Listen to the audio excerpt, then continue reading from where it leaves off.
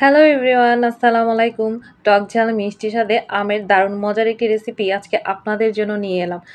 চলুন দেখে নেওয়া যাক কিভাবে আমি করেছিলাম দারুণ মজার এই আচারের রেসিপিটি। এই রেসিপিটি করার জন্য আমি নিয়েছিলাম কাঁচা আম। কাঁচা আমগুলোকে খোসা সহ এখন আমি ছোট ছোট টুকরা করে কেটে নিব।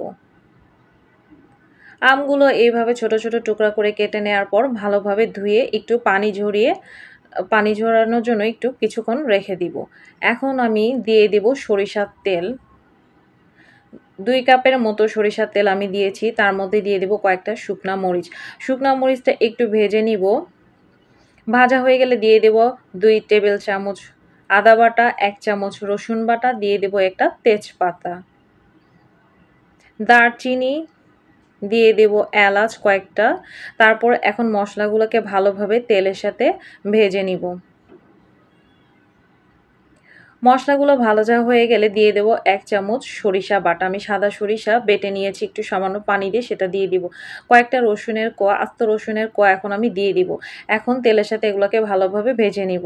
তারপর যে কাঁচা আমগুলো রেখেছিলাম সেগুলো আমি দিয়ে দিব। আমটা যদি আধা পাকা না হয় তাহলে একটু পানি দিয়ে অল্প সিদ্ধ করে নিতে হবে। এরপর দিয়ে দিব পরিমাণ মতো লবণ।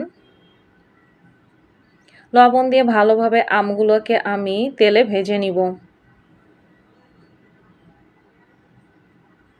বেশ কিছুক্ষণ ভাজার পর দিয়ে দিব পরিমাণ মতো চিনি।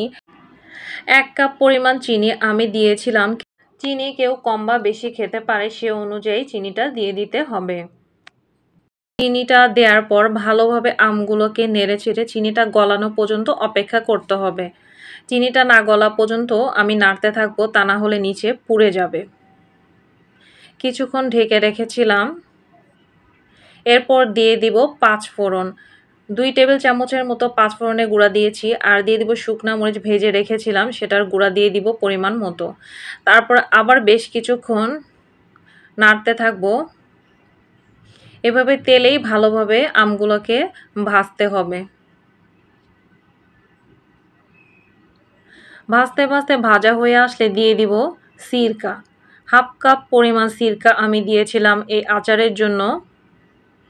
সিরকা দিয়ে আরও কিছুক্ষণ নেড়েচেড়ে আমি অল্প আঁচে ঢাকনা দিয়ে ঢেকে রেখে দিব। তাহলে মশলাগুলো ভালোভাবে আচারের সাথে মিশে যাবে এবং গন্ধ থাকবে না।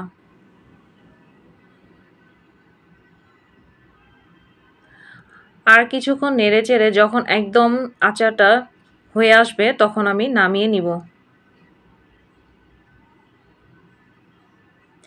আচারটা আমার হয়ে গেছে, এখন আমি নামিয়ে নিব।